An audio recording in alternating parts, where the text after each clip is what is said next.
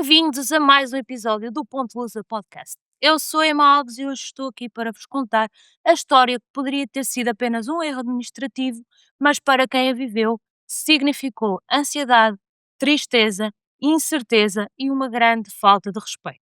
É a história de uma empreendedora que nasceu no Brasil, se mudou sozinha para Portugal em busca de uma vida melhor e esperou quase 2 anos por uma resposta da AIMA. Quando finalmente foi chamada para a sua entrevista e pensou que tudo ia dar certo e tudo ia avançar, 11 meses depois recebeu uma notícia inesperada. Recebeu uma notificação para abandono voluntário do país. Essa ordem chegou 3 dias antes do fim do ano de 2025, numa altura em que a maioria dos advogados, a maioria dos solicitadores não está a trabalhar. Ela viu-se a 3 dias de acabar o ano com uma ordem para abandonar o país.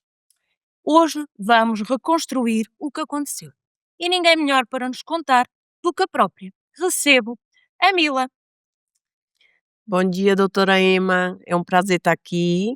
Antes de tudo, eu quero agradecer pelo convite e espero que seja uma utilidade pública para nós brasileiros e quem está nesse processo aí de espera.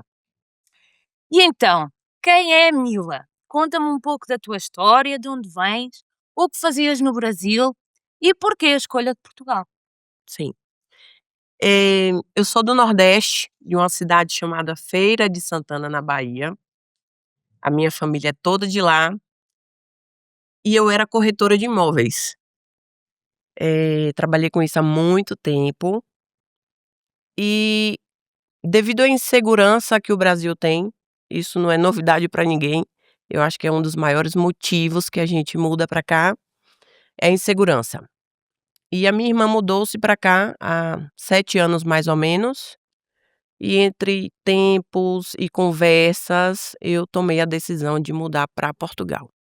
Bem, e foi um processo que começou por uma manifestação de interesse. A Mila chegou a Portugal sem visto, como turista, e iniciou o processo de manifestação de interesse. Sim. Quando eu cheguei em 2024, no meio de 2024, ainda era possível fazer a manifestação de interesse. Eu entrei como turista, consegui um trabalho meses depois e então comecei o processo de manifestação de interesse. Ainda era possível. Ok. Para contextualizar aqui um bocadinho do que aconteceu, durante muitos anos os processos de imigração eram tratados pelo Serviço de Estrangeiros e Fronteiras. Em 2023, este Serviço de Estrangeiros e Fronteiras foi transformado no que temos hoje, que é a AIMA, e quando a Mila chegou era possível legalizar-se, iniciar um contrato de trabalho, começar a trabalhar em Portugal e legalizar-se depois só pelo contrato de trabalho. Este regime era uma alternativa, não deveria funcionar como norma, mas passou a ser a opção de muitos estrangeiros e a banalizar-se um bocadinho a forma como os estrangeiros passaram a entrar em Portugal e se passaram a regularizar. Esta transição do CEF para a AIMA e a banalização da manifestação de interesse fez com que milhares de pessoas ficassem à espera de uma regularização. E isto transformou-se num caos. Anos à espera, processos sem resposta, muita documentação provisória e muita gente a entrar em pânico. E foi neste contexto que a história da Mila aconteceu. A Mila chegou com um objetivo simples: trabalhar, regularizar a situação o mais rapidamente possível. Mas não foi assim que aconteceu. Conta-nos um bocadinho do teu percurso aqui. Quando chegaste, como é que foi o teu processo? Eu consegui um trabalho na restauração, consegui o contrato e entrei com a manifestação de interesse. Recebi um e-mail que isso tinha sido aceito e ficou ali por longo tempo, quase 1 ano mais ou menos.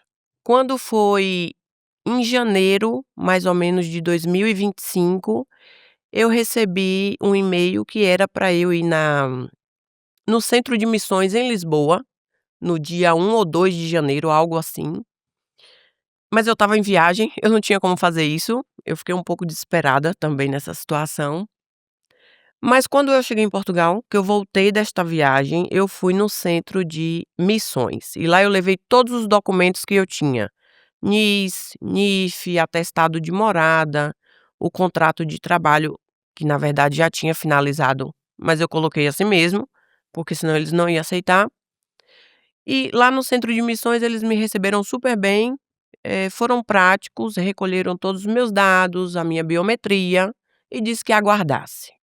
E nesse aguardasse foram 2 anos e meio, mais ou menos. E agora, em dezembro deste ano, quando a senhora começou falando, eu recebi um e-mail com um indeferimento, como é o nome disso, gente?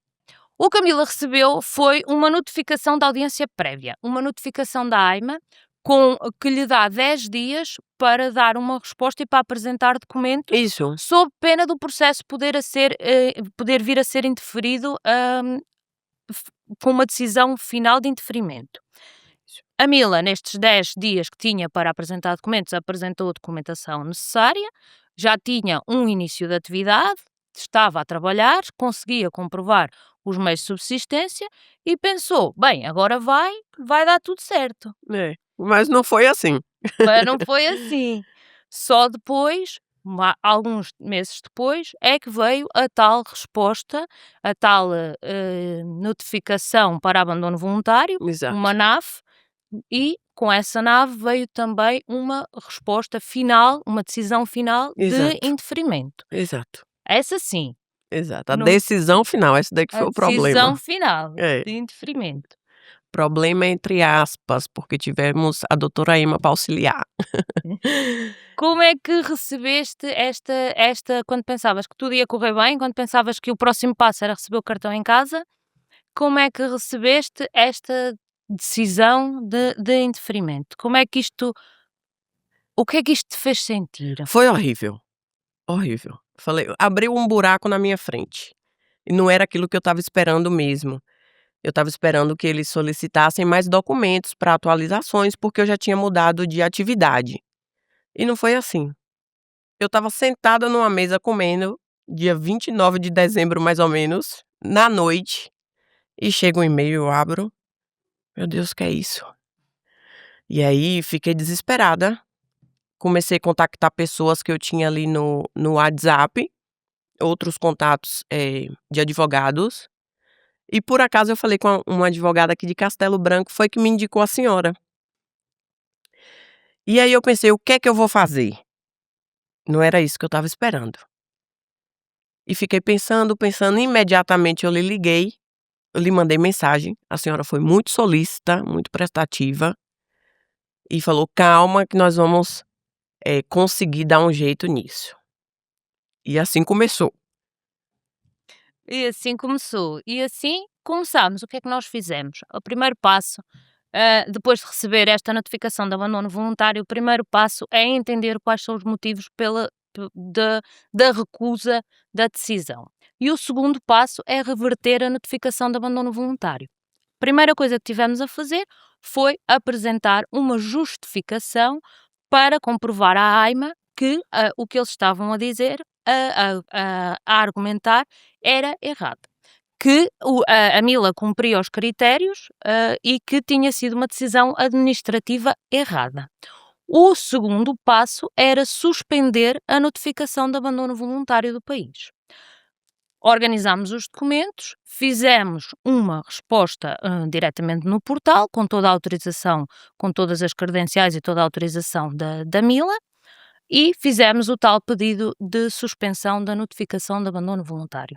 Recebemos uma decisão favorável, dia 20 e 20 de 21 de o janeiro, cartão ou a a decisão? notificação, a decisão de que sim tinha sido deferido.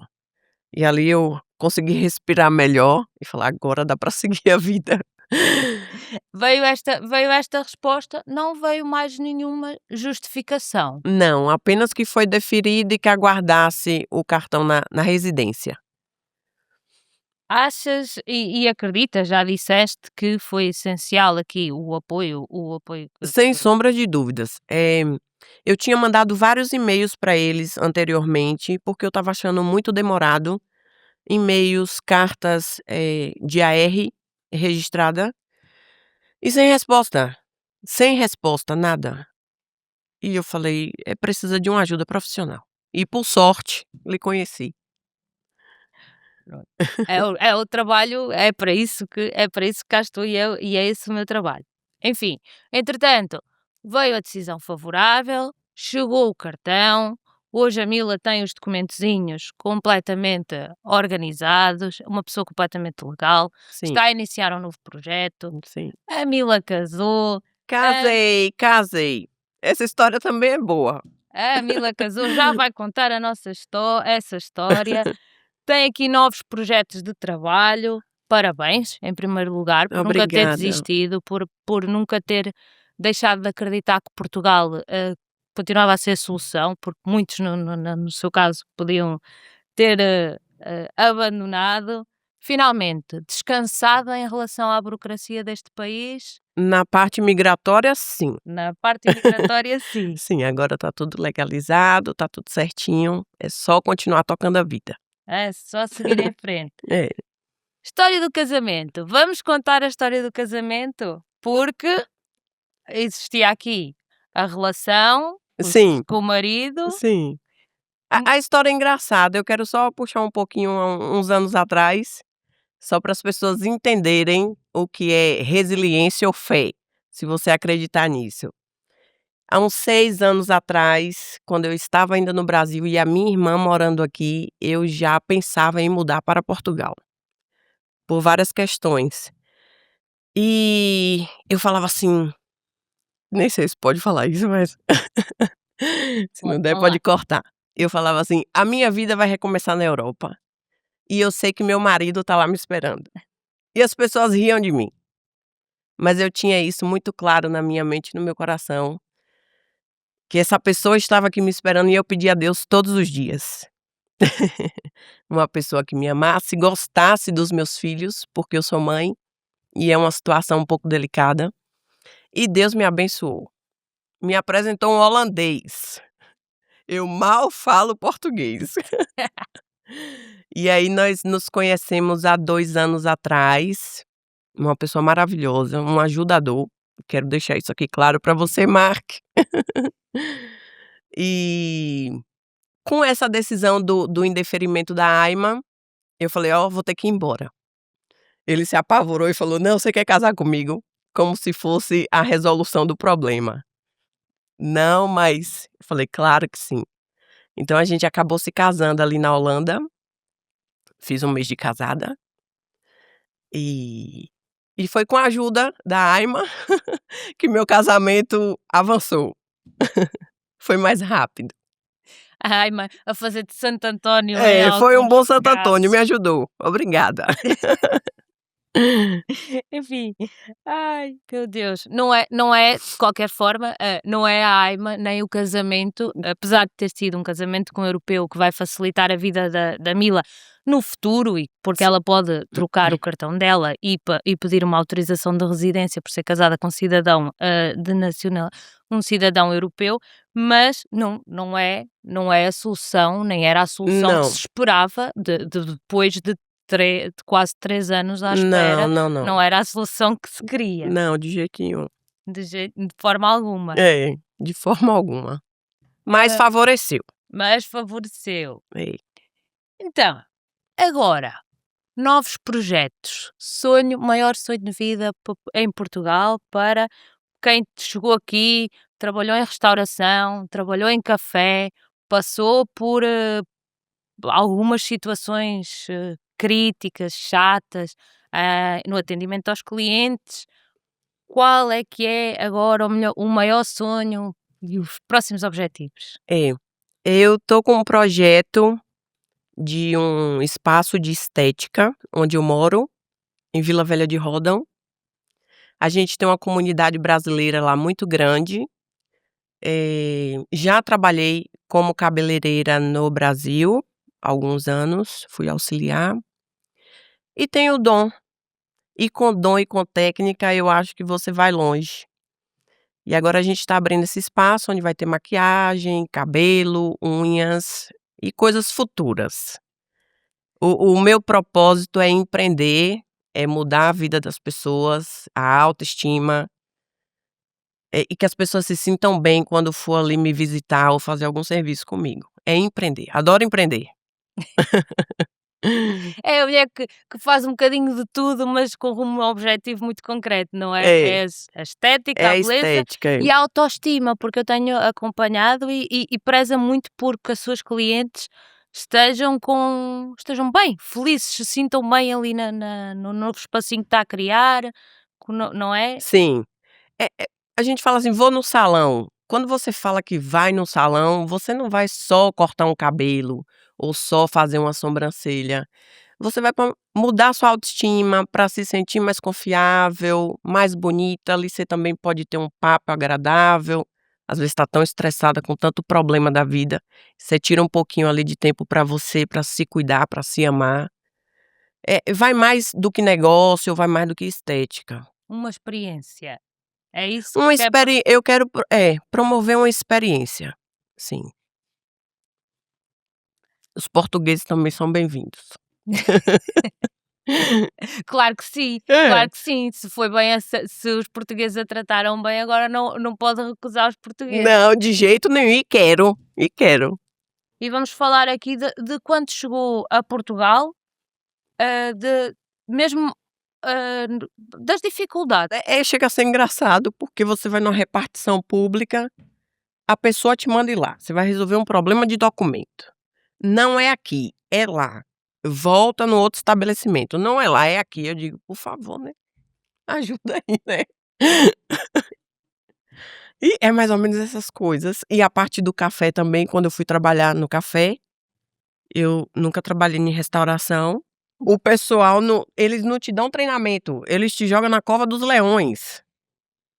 E aí naquela muvuca de verão, um monte de gente chegando, um café na chávena fria. Desculpa, eu vou perguntar ali o que é chave. É uma xícara. Tá bom. Vai eu lá, faço o café na chávena fria. Uma pedrinha de gelo. Pedra de gelo no café? É porque tá muito quente. É tudo novidade.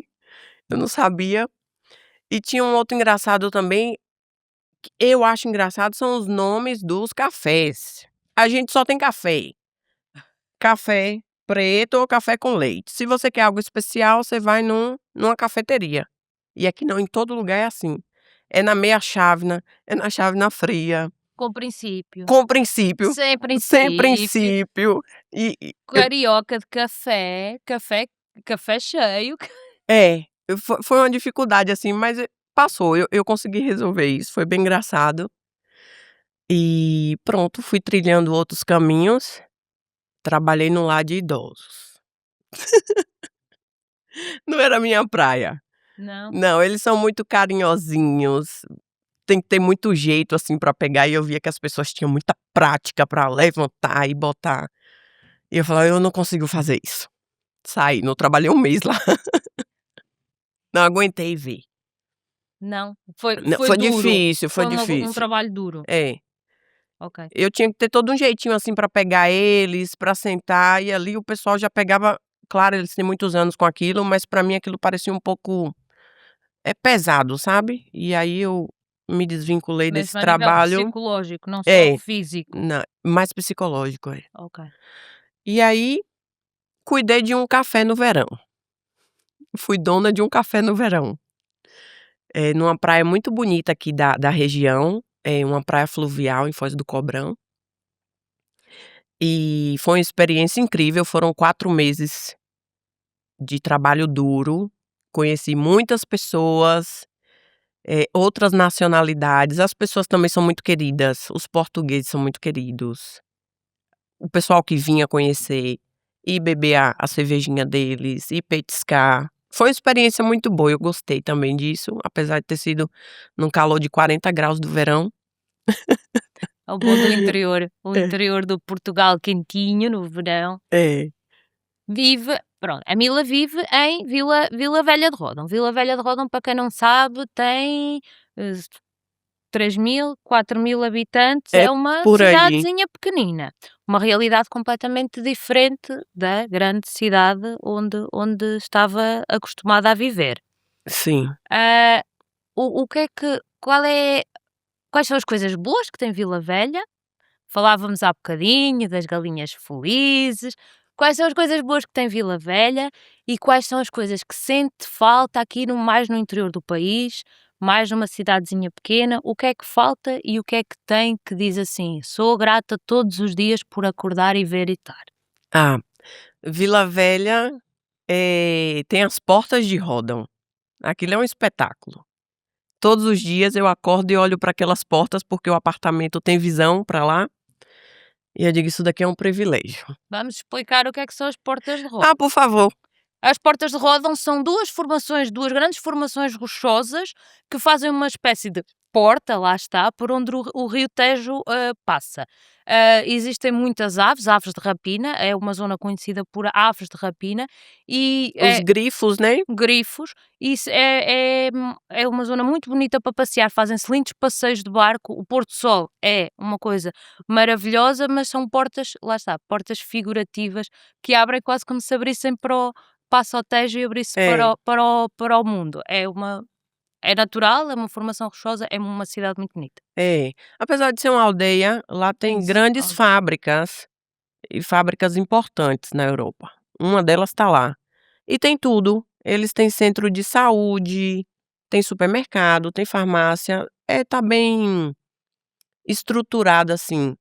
Mas falta muita coisa, né, eu acho que devido à imigração muito grande e mais necessidade de serviços, finanças, segurança social, centro de saúde, eu acho que eles não estavam acostumados com aquela imigração tão grande, e aí estão tendo que se adaptar, porque aquilo está crescendo com a gente, né.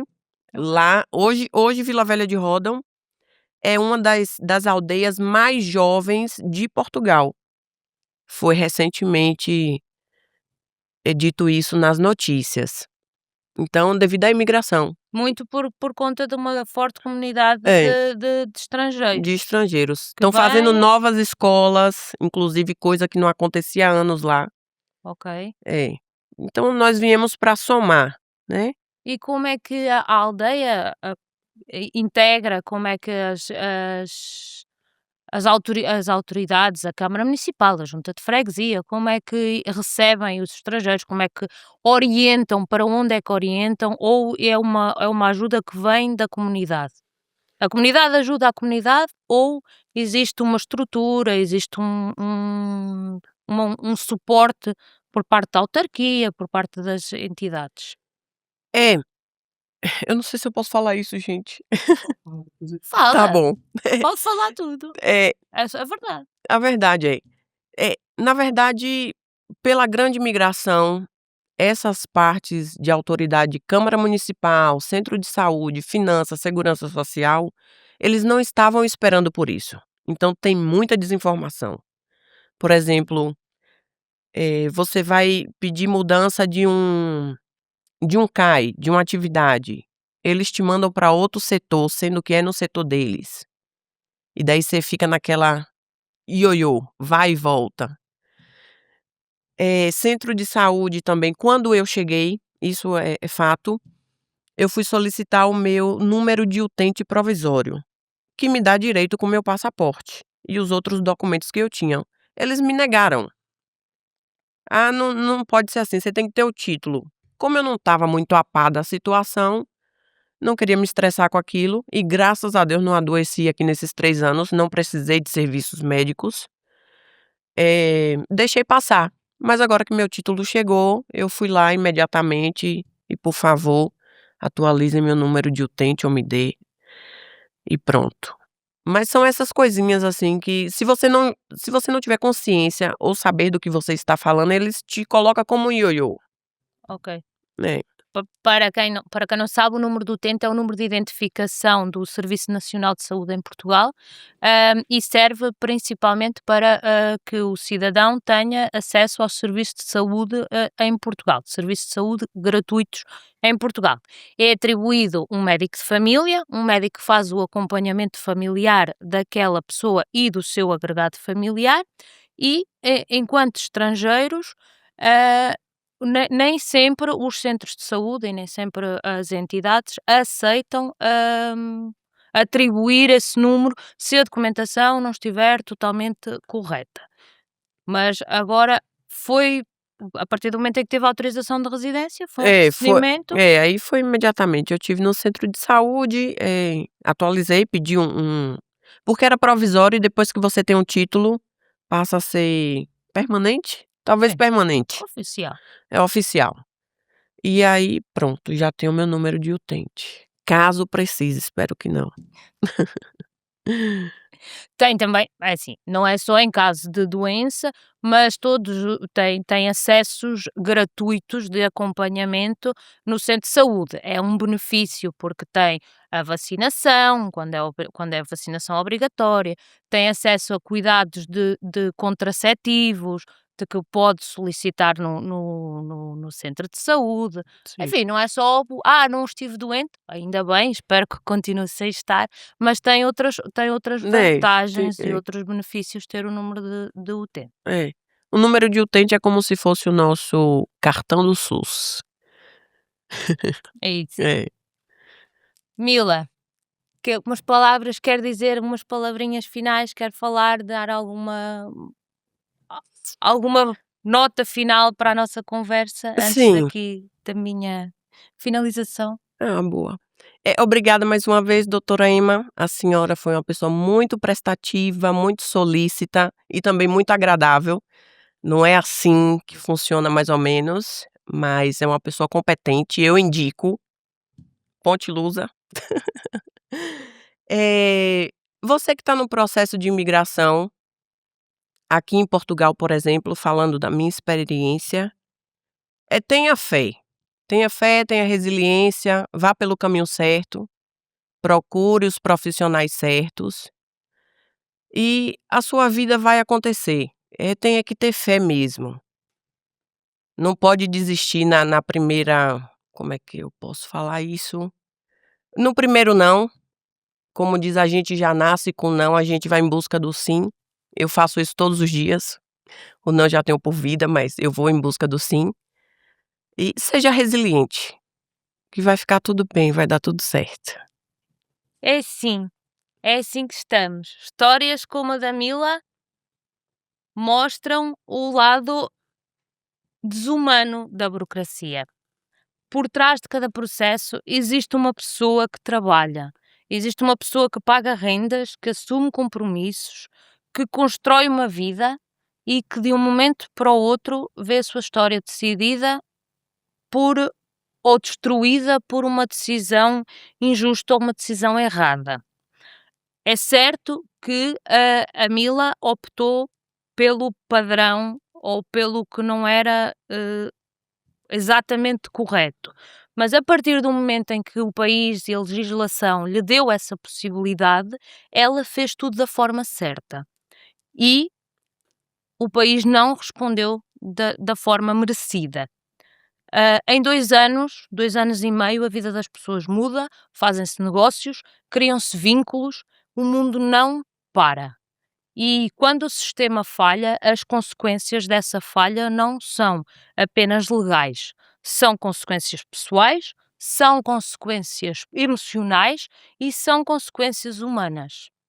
Houve uma grande carga emocional, houve um peso muito forte para esta mulher, houve uma expectativa que foi defraudada pelo nosso país, pela AIMA e pelas entidades que a receberam. Portanto, se conhece alguém que está a passar por uma situação semelhante, se dê o conselho de procurar um profissional jurídico, dê o conselho de procurar a ajuda certa, partilhe este episódio porque as histórias, apesar de difíceis, têm finais felizes. Sim. Se quiser contar-nos também a nossa história, escreva um comentário, envie uma mensagem. Eu sou a Emma Alves, da Ponte Lusa. E até ao próximo episódio. Tchau!